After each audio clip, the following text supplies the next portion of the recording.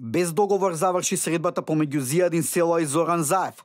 Лидерот на Алијансата за албанците нагласува дека нема намера да се откаже од Министерството за здравство, кое СДСМ веќе го смета за свое. Според Села, само доколку министерот за здравство и натаму го раководи нивен кадар, Заев ќе покаже дека не работи по нечiji диктат и дека не подлегнува на притисоци.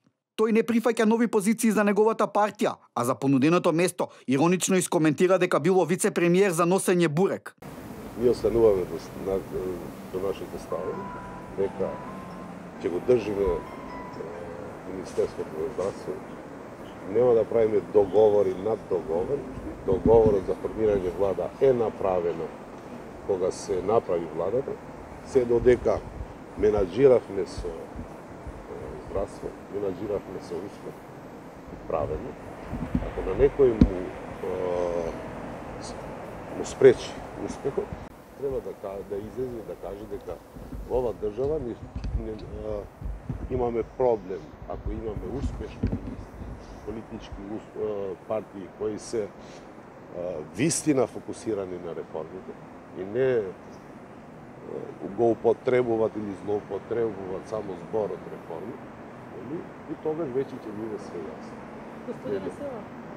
Дали побаравте го замена за Министерството за здравство други ресори, како образование, труд и социјална политика или од премиерот заедно што каже во коалиционите преговори? Ако треба да има договор или други побарувања, или како што вие велите, треба тоа да се однесува на целата владина коалиција. Но Алијансата за албанците засега нема одлучено дали ќе остане во владата.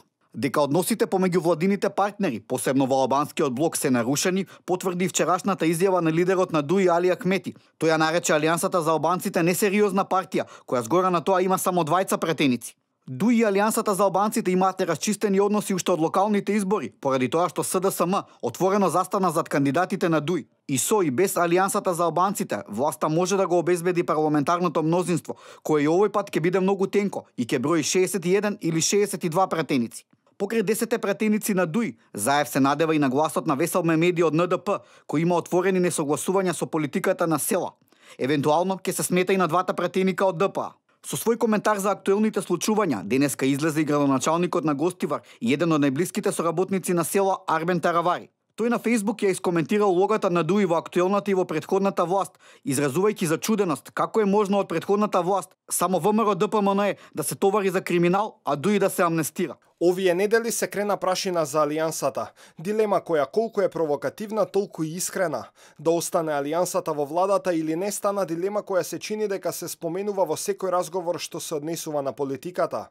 Со право прашуваат они албанци кои поверуваа во реформаторот Заев и се најдоа себе си во стапицата на Груевски, кој ги третираше албанците само како помошни бројки, а не како рамноправна страна. И со нетрпение реторички прашуваат оние кои не сакаат Алијансата да задира во нивната удобност во владата. Испразнетите министерски места на собраниска седница ќе бидат ставени најверојатно следната недела.